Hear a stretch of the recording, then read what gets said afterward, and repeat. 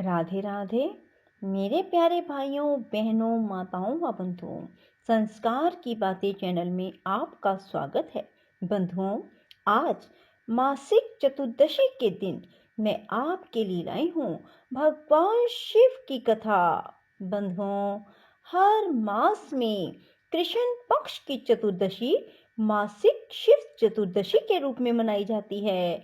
बहुत से लोग मासिक चतुर्दशी को भगवान शिव के लिए व्रत रखते हैं। बंधुओं, जो मनुष्य भी भगवान शिव के व्रत रखते हैं या जो मनुष्य भगवान शिव के व्रत चतुर्दशी के दिन नहीं रखते, तब भी भगवान शिव की इस कथा को चतुर्दशी के दिन सुनते हैं तो भगवान शिव की आप पर अपार कृपा होगी। भगवान शिव बहुत ही भोले भंडारी हैं। वे अपने बच्चों की मनोकामनाओं को शीघ्र पूरी करते हैं। बंधुओं, यदि आप मासिक चतुर्दशी के दिन इस कथा को सुनते हैं तो भगवान शिव की आप पर असीम कृपा होगी। बंधुओं, पूर्ण विश्वास, सच्ची निष्ठा को मन में अवश्य रखें। बंधुओं, यदि आपने हमारे चैनल को अब तक सब्सक्राइब नहीं किया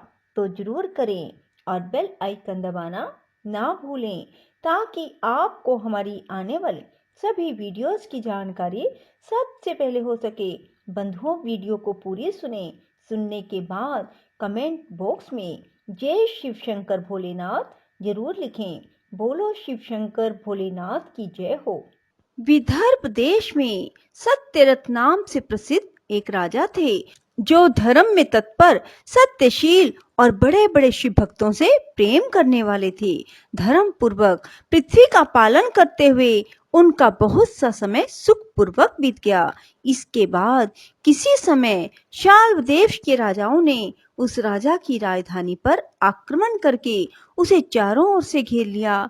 बलोन्मत्त शाल्व देशीय क्षत्रियों के साथ, जिनके पास बहुत बड़ी सेना थी, राजा सत्यरथ का बड़ा भयंकर युद्ध हुआ।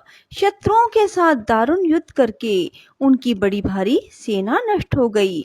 फिर दैव योग से राजा भी शाल्वों के हाथ से मारे गए। उन नरेश के मारे जाने पर मरने से बचे हुए सैनिक मंत्रियों सहित भय से विह्वल हो भाग खड़े हुए। उन्हें उस समय विदर्भ राज सत्यरथ की महारानी शत्रुओं से घिरी होने पर भी कोई प्रयत्न करके रात के समय अपने नगर से बाहर निकल गई। वे गर्भवती थी, इसलिए शोक से संतप्त हो भगवान शंकर के चरणार बिंदों का चिंतन करती हुई वे धीरे धीरे पूर्व दिशा की ओर बहुत दूर चली गई। सवेरा होने पर रानी ने भगवान शंकर की दया से एक निर्मल सरोवर देखा। उस समय तक वे बहुत दूर का रास्ता तय कर चुकी थी। सरोवर के तट पर आकर वे सुकुमारी रानी एक छायादार वृक्ष के नीचे बैठ गई। भाग्यवश उसी निर्जन स्थान में वृक्ष के नीचे ही रानी ने उत्तम गुणों से युक्त शुभ मुहूर्त में एक दिव्य बालक को जन्म दिया, जो सभी शुभ लक्षणों से संपन्न था। दैववश उस बालक की जननी महारानी को बड़े जोर से प्यास लगी। तब वे पानी पीने के लिए उस सरोवर में उतरी। उतने में ही एक बड़े भारी ग्राह ने आकर रानी को अपना ग्रास बना लिया। वह बालक पैदा होते ही माता पिता से हीन हो गया और भूख प्यास से पीड़ित हो उस तालाब के किनारे ही जोर जोर से रोने लगा। इतने में ही उस पर कृपा करके भगवान महेश्वर वहां प्रकट हुए और उस शिशु की रक्षा की। उन्हीं की प्रेरणा से एक ब्राह्मणी अकस्मात वहां आ गई। वह विधवा थी, घर घर भीख मांगकर जीवन निर्वाह करती थी। अपने 1 वर्ष के बालक को गोद में लिए हुए उस तालाब के तट पर पहुंची। उसने एक अनाथ शिशु को वहां क्रंदन करते देखा। निर्जन वन में उस बालक को देखकर ब्राह्मणी को बड़ा विस्मय हुआ और मन ही मन विचार करने लगी, अहो, यह मुझे इस समय बड़े आश्चर्य की बात दिखाई देती है कि यह नवजात शिशु, जिसकी नाल भी अभी तक नहीं कटी है, पृथ्वी पर पड़ा है। इसकी माँ भी नहीं है, पिता आदि दूसरे कोई सहायक भी यहाँ नहीं दिखाई देते। क्या कारण हो गया? ना जाने यह किसका पुत्र है। इसे जानने वाला यहाँ कोई भी नहीं है जिससे इसके जन्म के विषय में पूछूं। इसे देखकर मेरे हृदय में करुणा उत्पन्न हो गई है। मैं इस बालक का अपने औरस पुत्र की भांति पालन पोषण करना चाहती हूँ, परंतु इसके कुल का जन्म का ज्ञान न होने के कारण इसे छूने का साहस नहीं होता। ब्राह्मणी जब इस प्रकार विचार कर रही थी, उस समय भक्त वत्सल भगवान शंकर ने बड़ी कृपा की। बड़ी बड़ी लीलाएं करने वाले महेश्वर एक सन्यासी का रूप धारण करके सहसा वहां आ पहुंचे, जहां वह ब्राह्मणी संदेह में पड़ी थी और यथार्थ बात को जानना चाहती थी। श्रेष्ठ भिक्षु का रूप धारण करके आए हुए करुणा निधान शिव ने उससे हंसकर कहा, ब्राह्मणे, अपने चित्त में संदेह को खेद का स्थान ना दो। यह बालक बड़ा परम पवित्र है। तुम इसे अपना ही पुत्र समझो और प्रेम पूर्वक इसका पालन करो। ब्राह्मणी बोली, प्रभो, आप मेरे भाग्य से ही यहाँ पधारे हैं, इसमें संदेह नहीं है। मैं आपकी आज्ञा से इस बालक का अपने पुत्र की ही भांति पालन पोषण करूंगी। तथापि मैं विशेष रूप से यह जानना चाहती हूँ कि वास्तव में यह कौन है, किसका पुत्र है, आप कौन हैं, इस समय यहाँ पधारे हैं। भिक्षुवर, मेरे मन में बार बार यह बात आती है कि आप करुणा सिंधु शिव ही हैं और यह बालक पूर्व जन्म में आपका भक्त रहा है। किसी कर्म दोष से यह इस दुर्अवस्था में पड़ गया है।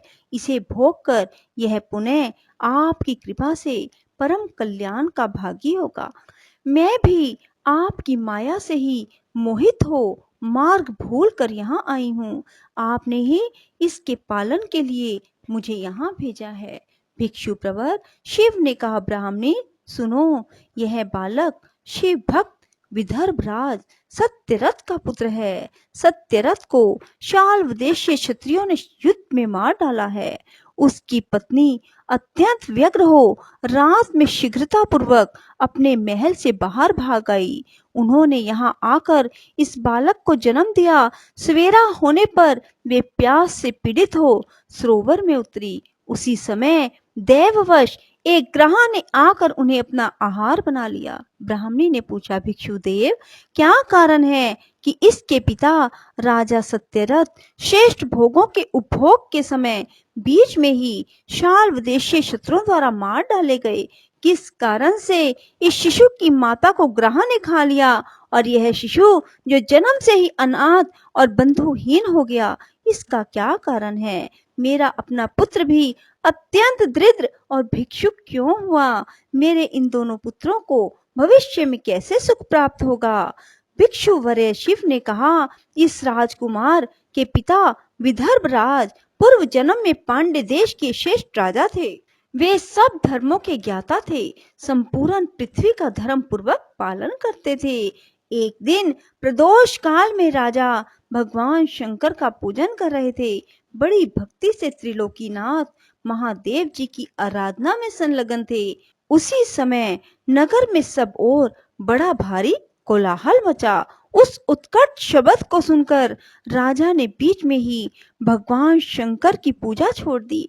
नगर में क्षोभ फैलने की आशंका से राजभवन से बाहर निकल गए। इसी समय राजा का महाबली मंत्री शत्रु को पकड़कर उन्हें समीप ले आया।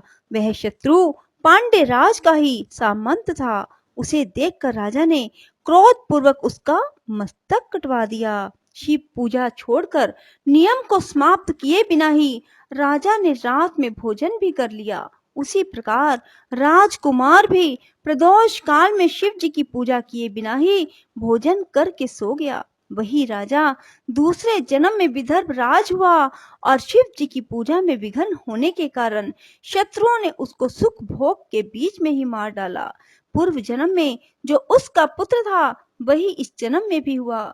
शिव जी की पूजा का उल्लंघन करने के कारण यह दरिद्रता को प्राप्त हुआ। इसकी माता ने पूर्व जन्म में छल से अपनी सोच को मार डाला था। उस महान पाप के कारण ही वह इस जन्म में ग्राहक के द्वारा मारी गई।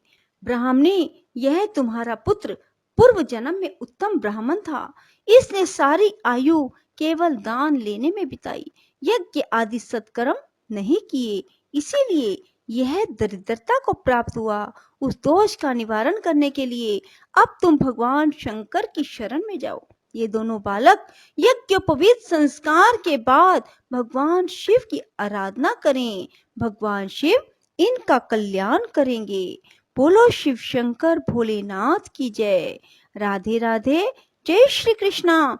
बंधुओं, यदि आपको हमारी वीडियो पसंद आए तो इसे लाइक करें और शेयर भी जरूर करें। धन्यवाद।